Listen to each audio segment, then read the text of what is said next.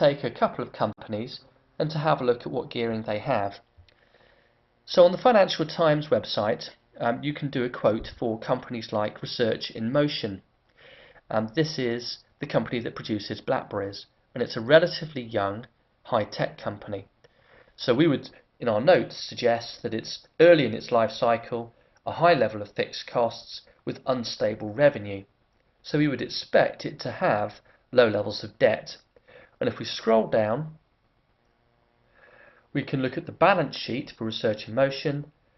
Research in Motion 2011, we've got over 10 billion of assets, and if we look at the debt that is used in 2011, it's nothing.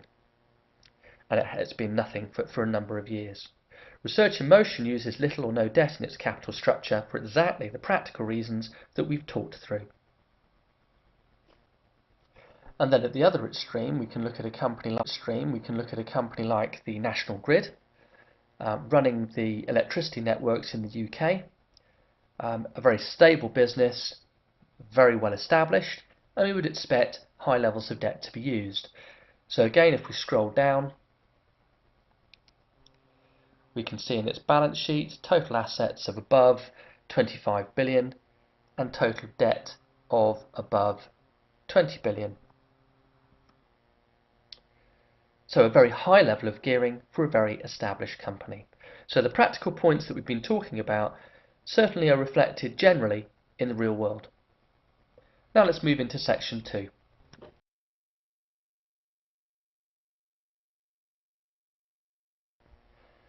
The earliest theory of capital structure is traditional theory, and this theory suggests that if you take out debt, it will bring some benefits, but only up to a certain level of gearing that will vary from industry to industry. So some debt's good, too much is bad. And we can illustrate this simple idea in a diagram that relates gearing on the horizontal axis to the overall cost of capital, the weighted average cost of capital on the vertical axis. And the diagram suggests that as you take on more gearing, moving from left to right, your cost of capital starts to go down up to a certain level of gearing, and then if you go beyond that, then using more debt will cause your weighted average cost of capital to rise again. And we can use example 2 to explore this theory in a little bit more detail and to explain the numbers on the diagram.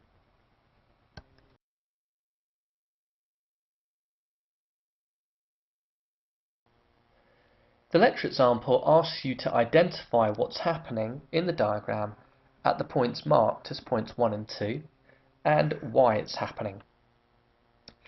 Finally, you're asked to comment on the significance of point 3. We'll work through this together, and I'll just take this onto the diagram and deal with it there. Okay, so first of all at point 1, there's a decrease in the weighted average cost of capital, and it's happening because gearing is going up. Why is that happening? And the answer here is that debt is a cheap source of finance. So if you use more of it, you're likely to drive down your overall cost of capital. We know from earlier chapters that the cost of equity is always higher than the cost of debt. And then at point 2, gearing is continuing to rise, but now the cost of capital is going up. Debt's always a cheap source of finance, but what's happening here is that the cost of equity is rising dramatically. Shareholders are expecting a much higher return because as a company takes on excessive debt levels, it becomes very risky. We looked at financial risk earlier in this chapter. Higher risk means that the cost of equity will go up, and in this diagram that's forcing the weighted average cost of capital up. Finally, what's happening at point 3? Well, this is the minimum point of this curve. It's the lowest your weighted average cost of capital should be. So that's identifying your best level of gearing. At that level of gearing, your cost of capital will be at its lowest.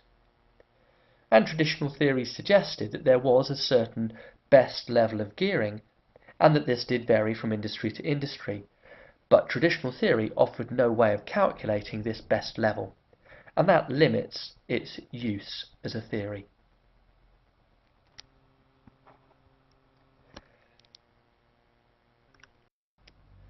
deal with the shortcomings of traditional theory, Modigliani and Miller began to develop theories of capital structure, and in their first theory they assumed no corporation tax. Modigliani and Miller constructed a clever mathematical proof that if there was no corporation tax, the weighted average cost of capital, as we can see in the diagram, will remain constant at whatever level it is, regardless of the level of gearing.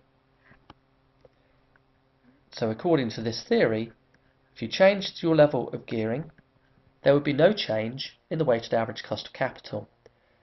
So debt's neither good nor bad. How much debt you use is irrelevant. We'll explore the theory in a little bit more detail in example 3.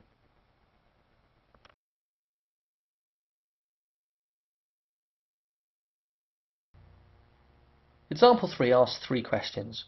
What's happening in the diagram? Why is it happening? And does the level of gearing matter? So this just gives us a chance to reflect on the theory. What's happening, as we've already said, is that the weighted average cost of capital is unaffected by gearing changes. Why is that happening? Well, Modigliani and Miller acknowledge that the cost of debt is always cheaper than the cost of equity. But they point out that debt is only cheap because it's low risk. The effect of using debt is to make equity riskier. And as the cost of equity becomes higher risk, you're transferring more risk onto the shareholder, and the cost of equity becomes more expensive. The use of debt simply transfers more risk onto the shareholder. So any benefit in using cheap debt is exactly outweighed by equity becoming more expensive. So does the level of gearing matter? According to this theory, no, it doesn't. But remember, this theory is a theory without corporation tax. And in a later theory, Modigliani and Miller built in the impact of corporation tax, and we'll look at that now. Modigliani and Miller's next theory includes corporation tax, and we know from chapter 7 that the impact of including corporation tax is that it reduces your cost of debt. If the tax rate is 30%, then you multiply your cost of debt by 1 minus t, 0.7.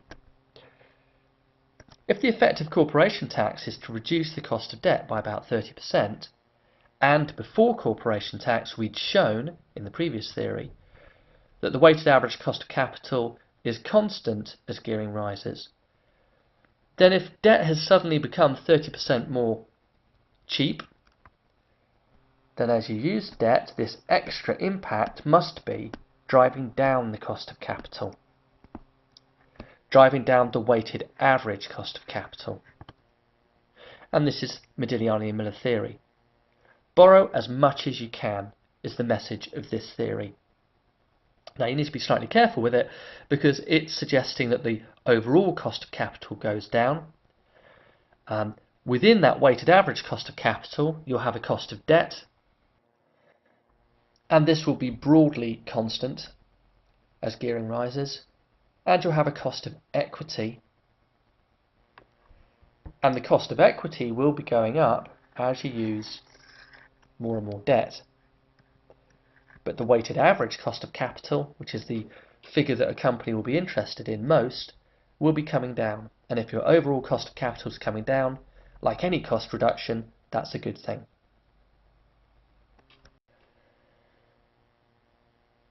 There is actually a formula that allows you to predict what will happen to your cost of equity as gearing rises. And this is given on your formula sheet, and we'll look at it now.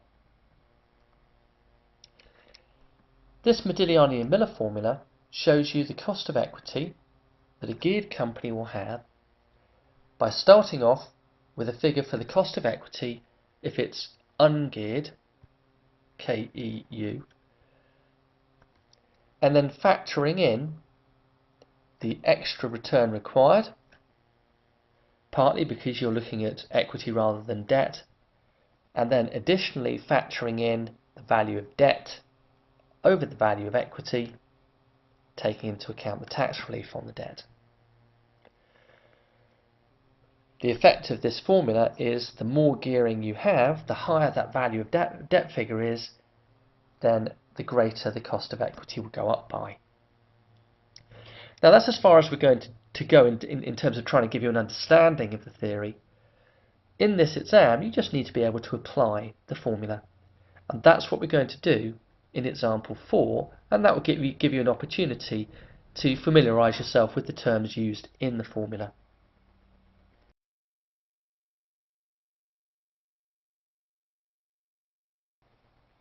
In the example, we're looking at an ungeared company.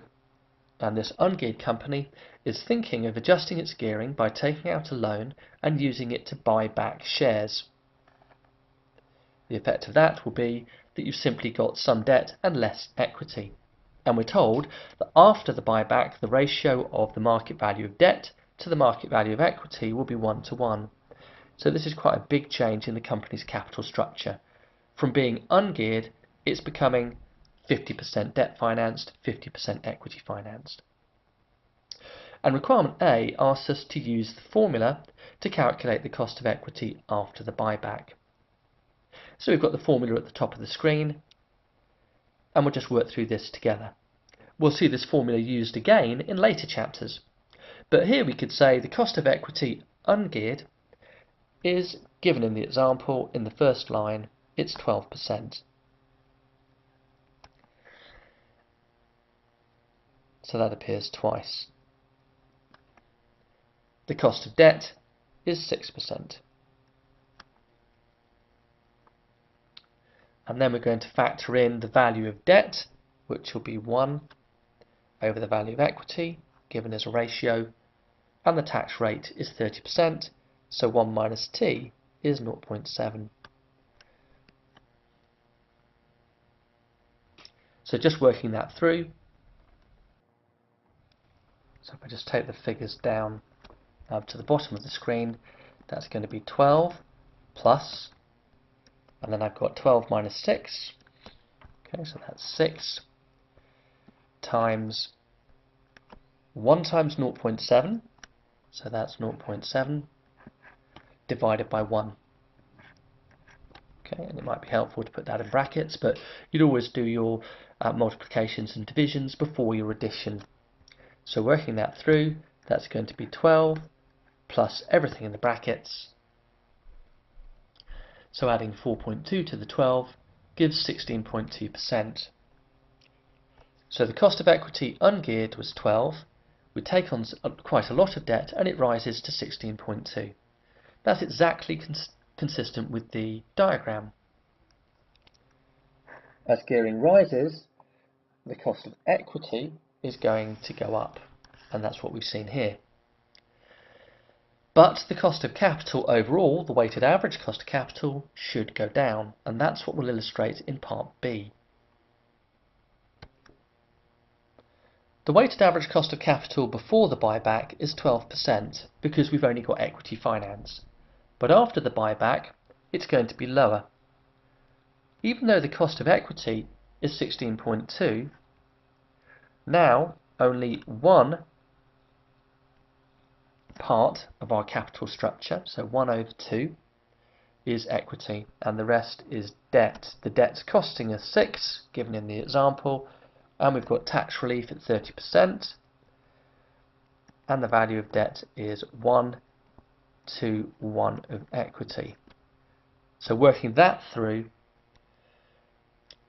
16.2 times a half is 8.1. 6 times 0.7 times a half is 2.1. Adding them together, that gives me a weighted average cost of capital of 10.2%. So the weighted average cost of capital started at 12 and has fallen to 10.2. And that's consistent with Modigliani and Miller theory as we illustrated in the diagram. As you borrow more, your weighted average cost of capital will fall, even though your cost of equity is rising.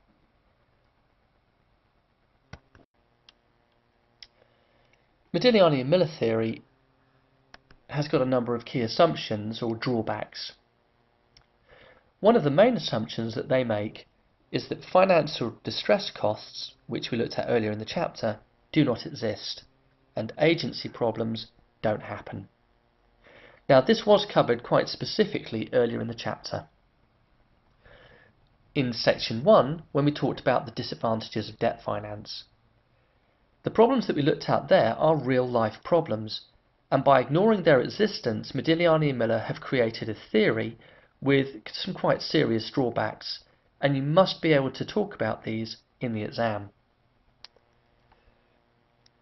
And once we acknowledge that these problems do exist, then the impact of Modigliani and Miller theory is to suggest that some debt is good, but too much is bad, because it gives rise to financial distress costs. And once we recognise that, we're effectively back to where we were with traditional theory, except that we can now say that a company will keep its debt levels low, partly because, using Modigliani and Miller theory, it won't have a lot of tax benefit from using debt, because young companies are often loss-making anyway, and its credit rating will go through the floor if it uses a lot of debt, which will create quite high financial distress costs.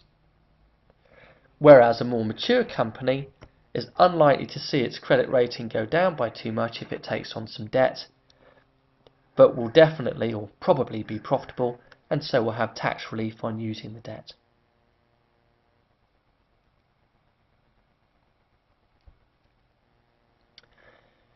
Again, trying to relate this back to the real world, Modigliani and Miller are suggesting that debt is good, but in a Financial Times article in 2009, they reported that gearing levels, having run at about 30% over the past 20 years, are now coming down to about 20% as a proportion of shareholders' funds.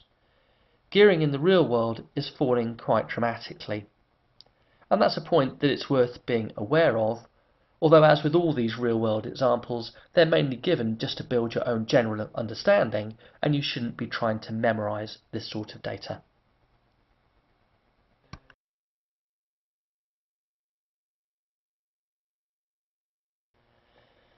Modigliani and Miller theory is helpful in building an understanding of how to evaluate projects that are different from your normal line of business, which takes us back to the investment decision. We've said in Chapter 8 that you would often use the weighted average cost of capital to evaluate projects, but that wouldn't be appropriate if you were moving into different business areas. In this section, we're going to look at how to deal with a move into a different business area, and we're going to use Modigliani and Miller theory to build up a project-specific cost of capital to use to appraise this type of investment.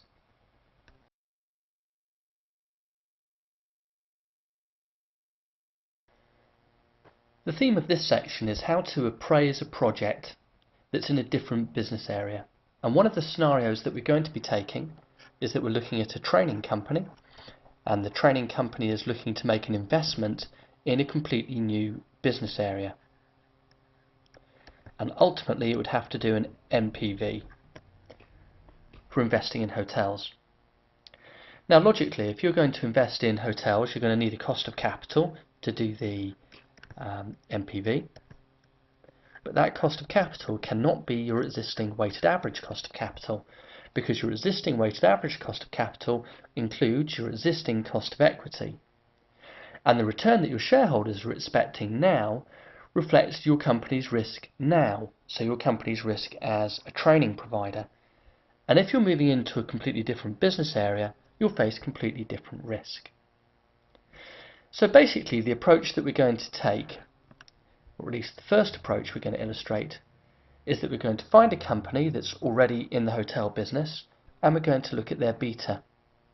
Their beta is a measure of risk, and we covered this in Chapter 5. You might like to pause the presentation here and look back to Chapter 5 and briefly review this topic before proceeding. An equity beta is just the beta of a share. Now we know that if a company has got a high beta, a high measure of risk, that might simply reflect the fact that it has high debt levels. So one of the problems that you've got in using another company's beta is that its beta is affected by its debt levels. But Modigliani and Miller provide us with a formula that allows us to strip out the impact of another company's debt to create an ungeared beta, which we can then use to create a weighted average cost of capital, and which we could then use to do an NPV of the hotel's project. And we're going to work through this approach step by step, and as you can see, this is a 3-step approach. And as we do that, we're going to try to explain the principles underpinning each step.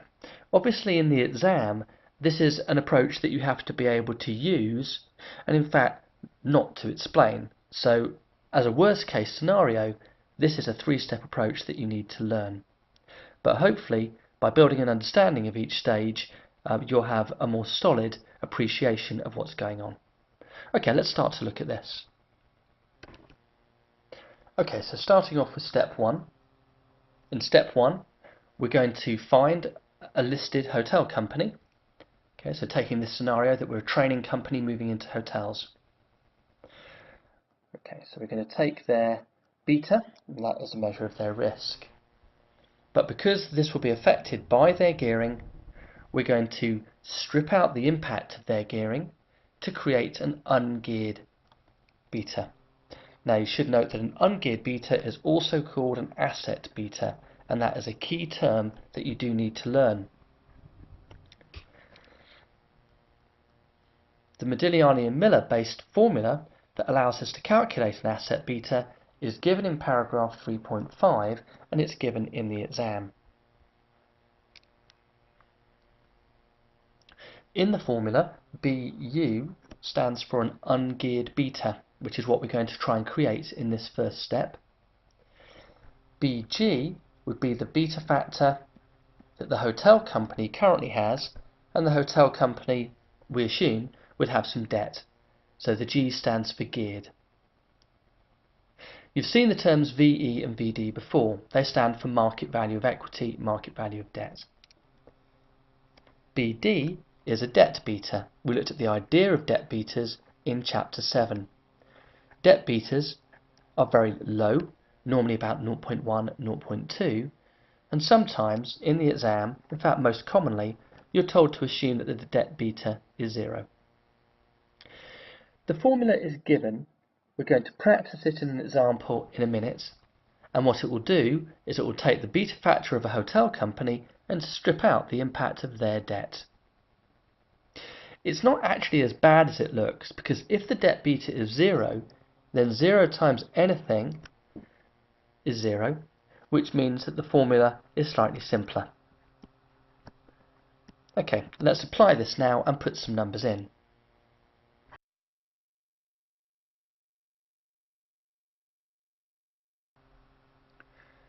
In the lecture example, you're asked to go through step 1 of this 3-step approach. So to find a company that's already in the hotel business and to calculate its ungeared beta. And remember, that's what the term asset beta means. So we've got to use the information provided to input the formula that you're given to work out this asset beta. The first couple of lines give us some information about our company. We are a training company. At the moment, this information isn't relevant because our beta is a measure of our risk. And if we're moving into a different business area, then our current risk is irrelevant. So in the example, we have found a hotel company with a beta of 1.5. And they've got £1 of debt to £1 of equity. So that's their gearing.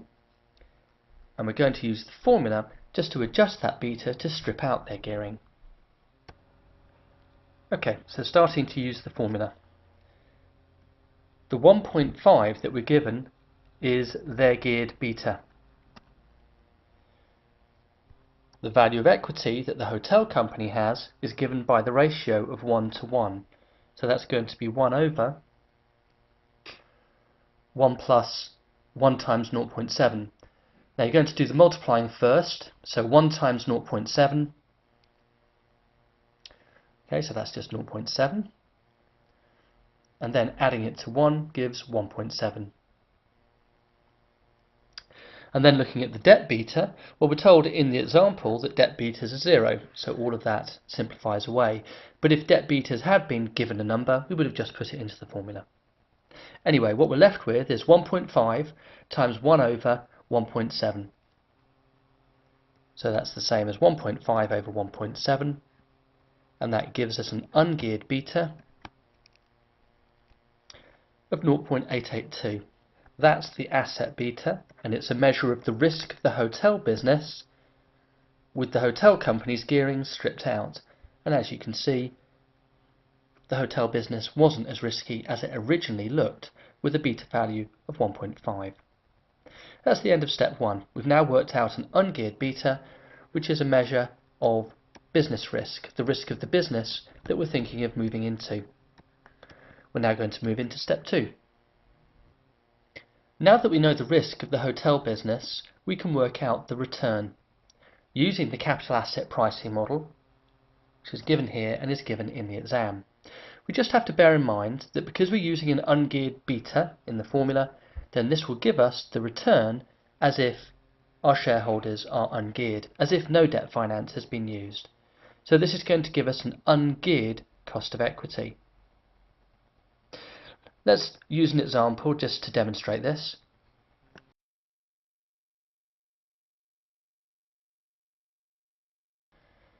Example 6 is a continuation of the previous example.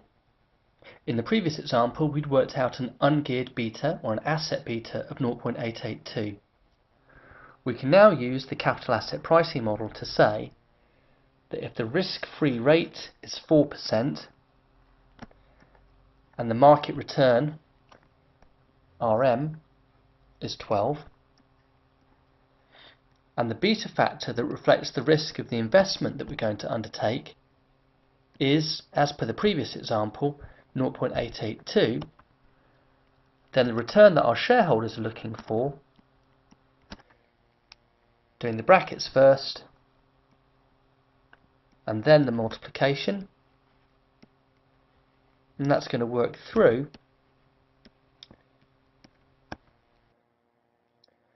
to 11.056%.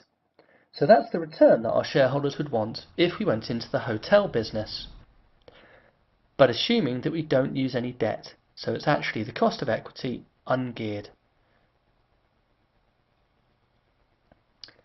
And that's the end of step 2 and takes us into the third step. The cost of equity that we've calculated is unusual. It's an ungeared cost of equity. It shows the return that your shareholders would want if you went into the hotel business, but only if you didn't use any debt finance at all. Now, most companies are going to use some debt finance, so you'd need to be able to use this cost of equity ungeared of 11.056% to work out your weighted average cost of capital for this specific project. In other words, the project-specific cost of capital.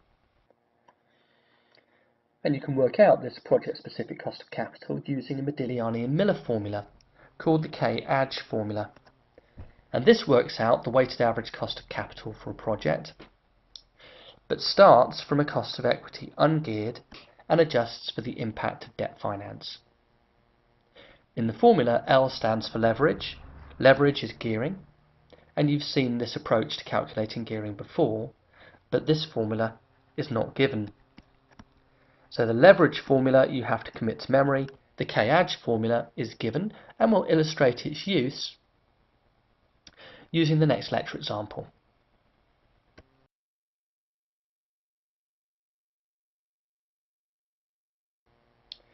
So from the previous example, we know that our shareholders expect an 11.056% return if we didn't use any debt.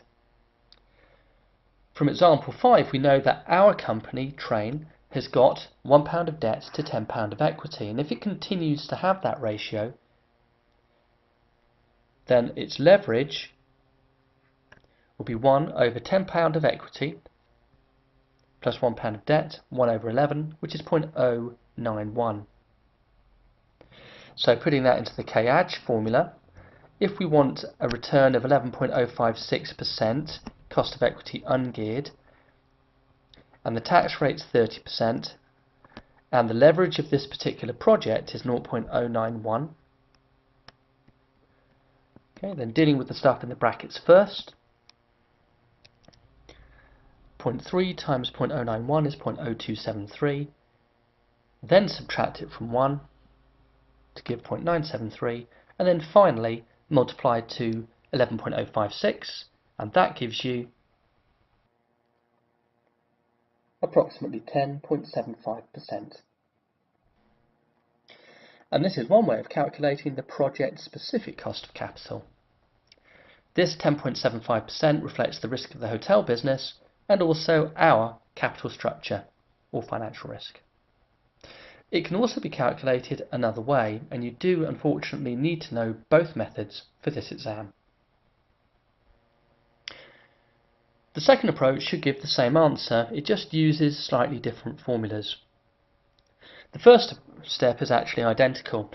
If we're moving into the hotel business, we find a hotel company and we strip out the impact of their debt levels. So we end up with an ungeared beta that measures the risk of the hotel business. But we then take that beta and we put in the impact of our own company's gearing. That's called re-gearing the beta. And it requires the use of a formula that's given. And it's simply the formula that you've used before in step 1 to ungear the beta rearranged. The difference is that we're going to be putting in our company's gearing to work out our beta factor. And once we've got that, then we can use it to work out the cost of equity geared using the capital asset pricing model. As an alternative to that, but effectively doing exactly the same thing, we can use the Modigliani and Miller formula seen earlier in this chapter. So from step 1 we'd have the asset beta, which we could use to work out the cost of equity ungeared.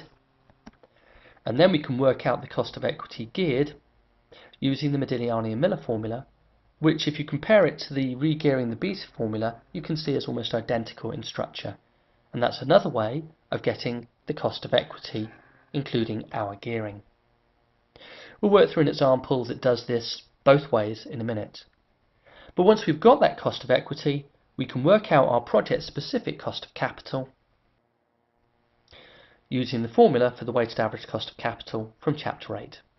And we're going to go through this three-step approach using lecture example 8.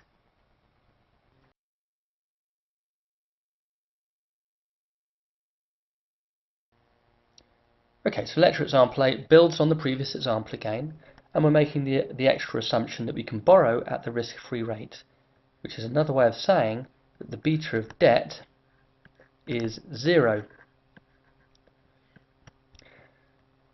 Okay, so step 1, we have to find a hotel company, take their beta, and strip out their gearing.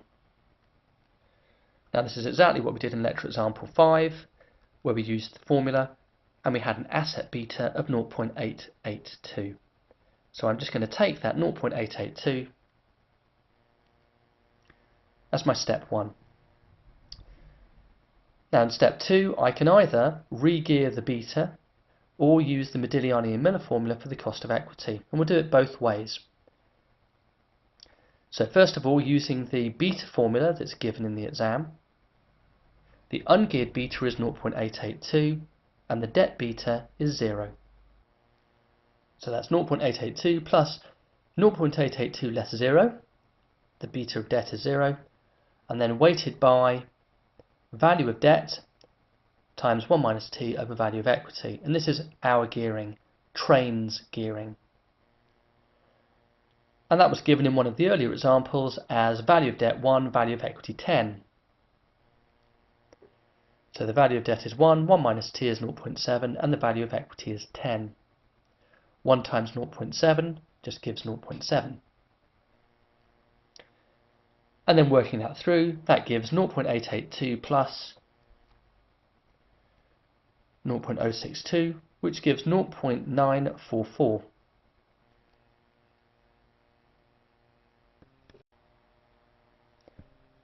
And then taking the beta factor and putting it into the capital asset pricing model, the risk-free rate is 4. As given earlier, the market return is 12. The beta factor we've just worked out, and that should give you 11.552.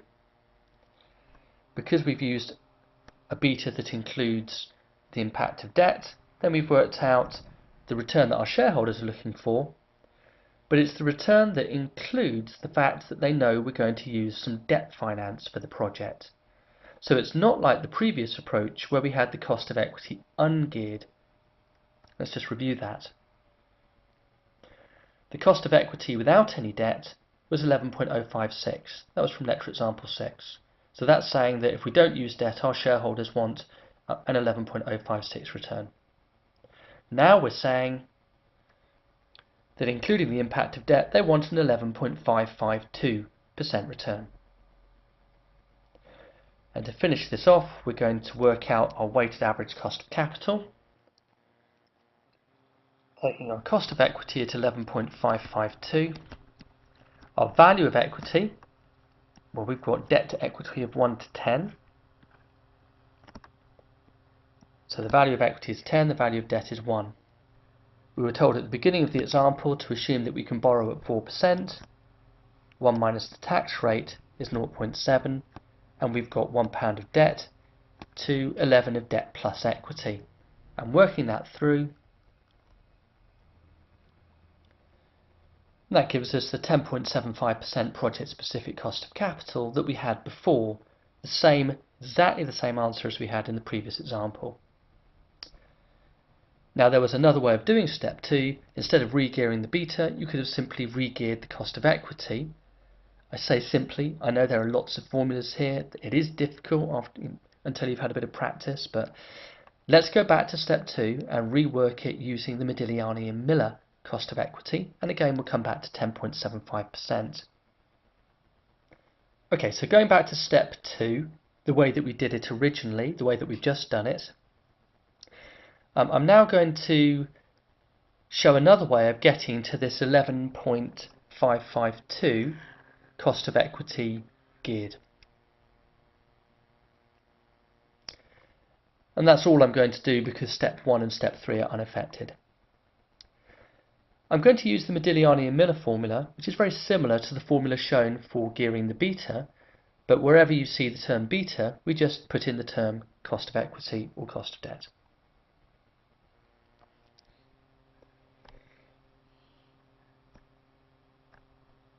So we're going to work out the cost of equity geared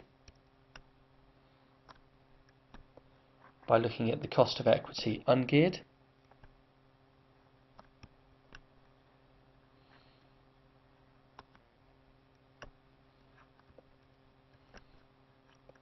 And then the same weightings as before using our debt to equity.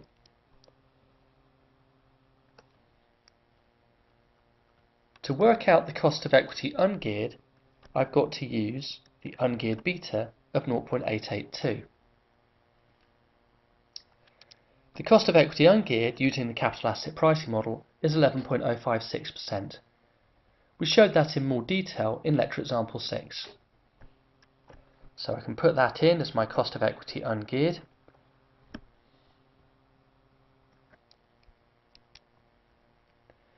And then, assuming that I can borrow at the risk-free rate, my cost of debt is 4%. The weightings are the same as before, so I can work that through. 11.056 plus 0.494 gives 11.55, which is almost exactly what we had before as the geared cost of equity. So we've got two approaches to working out the geared cost of equity. Either way, we end up with a project-specific cost of capital of 10.75%. We're now going to work through a couple of exercises that will allow you to practice what we've just been through and to get familiar with the formulas, which is very important to do.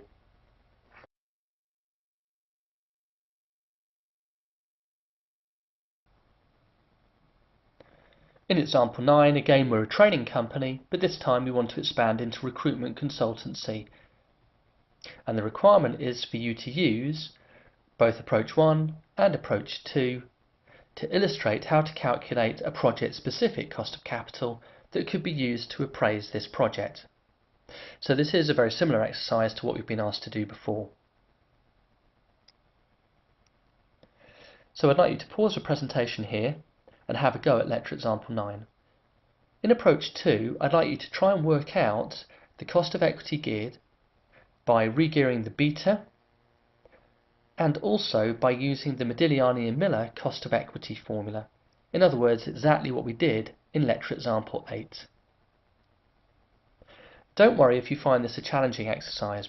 With some practice, it does become quite straightforward, but it's an area that people find very difficult on their first reading.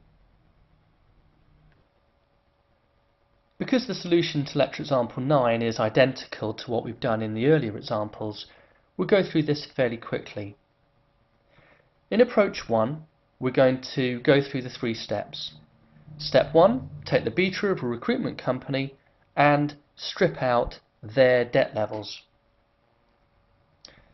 Now they've got £1 of equity to £1 of debt, so that should work through to 1.059 as the asset beta.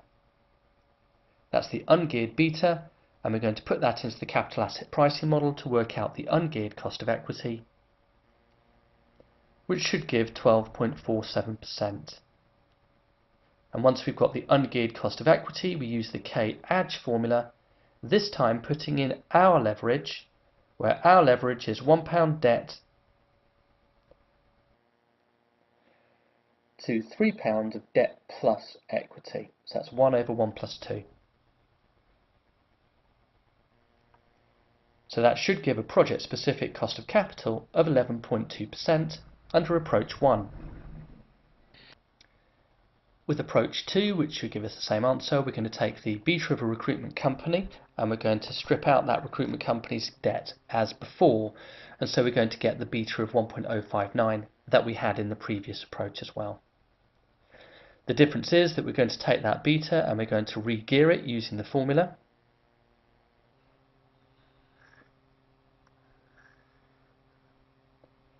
Okay, so working that through. The ungeared beta is 1.059.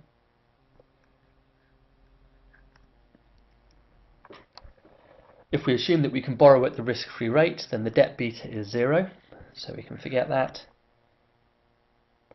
The value of debt that we have is £1 of debt, so because that's 1, we can just, 1 multiplied by anything will just be what it was before, so 1 minus t is 0.7, 0.7 times 1 is still 0.7, so that's my 0.7, and then we have £2 of equity for £1 of debt. Working that through, we should have a re-geared beta of 1.43, and then putting that into the capital asset pricing model should give us a cost of equity geared of 15.44, which we then put into the weighted average cost of capital formula, putting in our weightings for debt and equity, and that should give you a project-specific cost of capital of 11.2%, which is what we had before.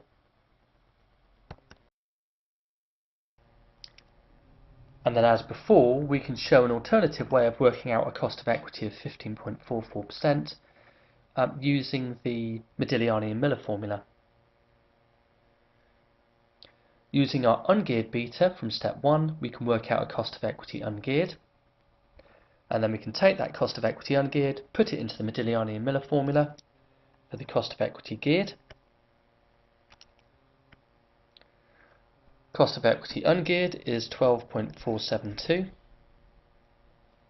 We assume that we can borrow at the risk-free rate, which is 4%, and the rest is as before, and again we get to 15.44.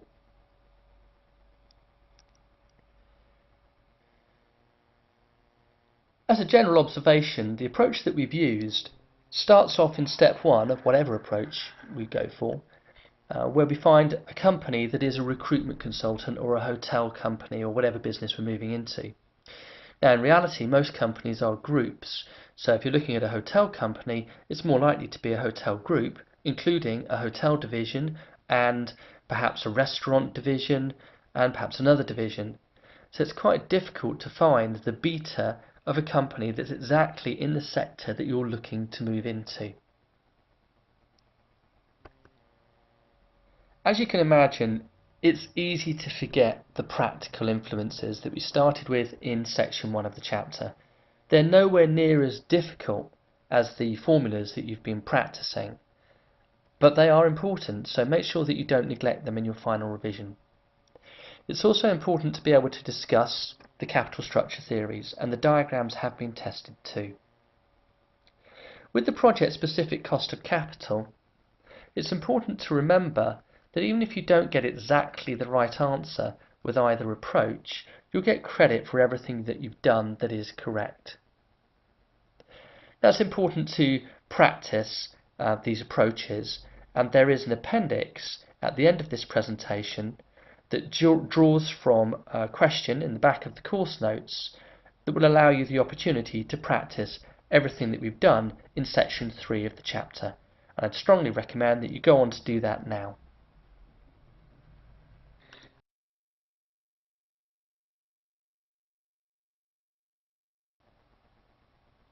This appendix draws from question 13 of the course notes, which is an excellent chance for you to practice the approaches that you've been through in section 3 of this chapter. In the question, you're asked to come up with a project-specific cost of capital, and you're told that you're moving into a new industry and the beta of a company in that industry is 0.9.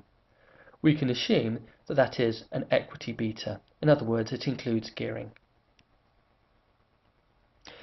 We're then given the gearing of this similar company, and we know that we have to adjust for gearing. Finally, we're given the gearing of our own company. Remember that market values should be used, not book values, to calculate gearing.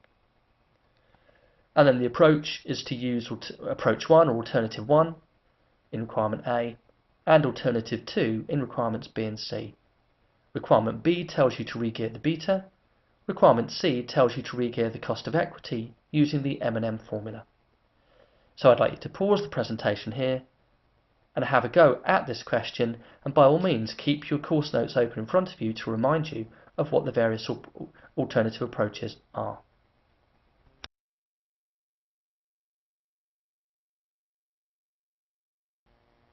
Okay, so with the first approach, we're going to go through and work out the ungeared beta as step 1.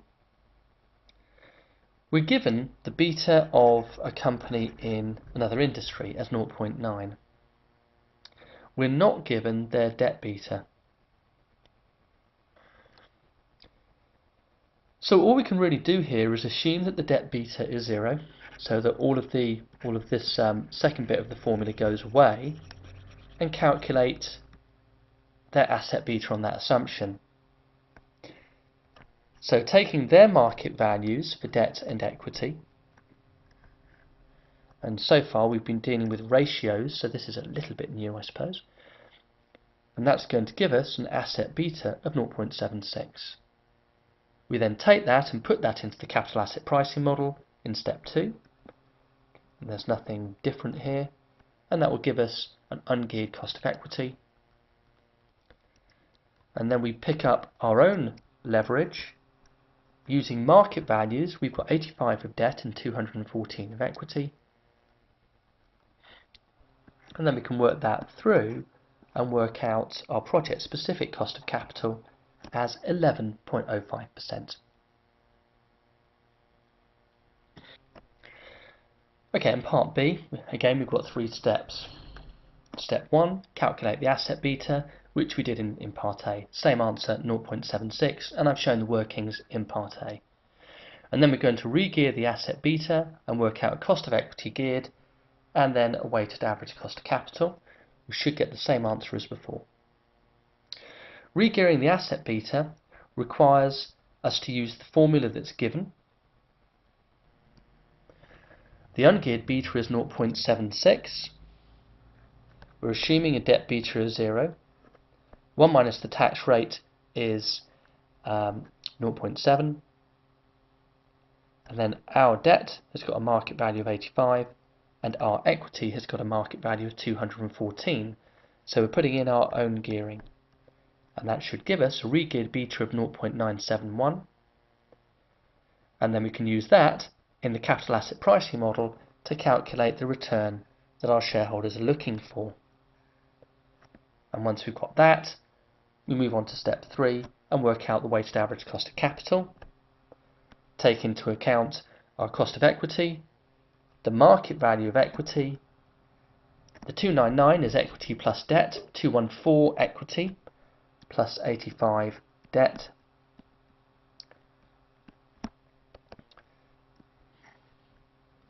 Same approach for the cost of debt, and we work out a weighted average cost of capital of 11.05, and yes, that is the same answer as before. And then again in part C, the 3-step approach. Step 1, work out the asset beta as before. Now we're going to use the asset beta to calculate the cost of equity. So using the capital asset pricing model formula, dropping in the asset beta, we can work out the cost of equity ungeared. And once I've got that, I can re-gear the cost of equity using the Modigliani and Miller formula.